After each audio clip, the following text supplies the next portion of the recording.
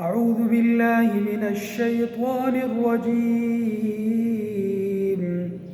بسم الله الرحمن الرحيم. لم يكن الذين كفروا من أهل الكتاب والمشركين منفكين حتى تأتيهم البينة.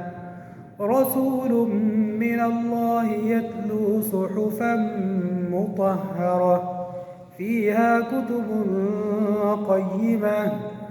وما تفرق الذين أوتوا الكتاب إلا من بعد ما جاءتهم البينة.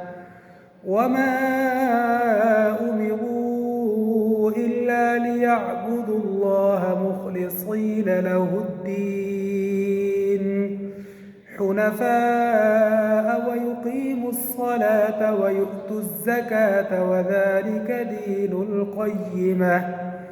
إن الذين كفروا من أهل الكتاب والمشركين في نار جهنم خالدين فيها أولئك هم شر البرية. إن الذين آمنوا وعملوا الصالحات أولئك هم خير البرية جزاؤهم عند ربهم جنات عدن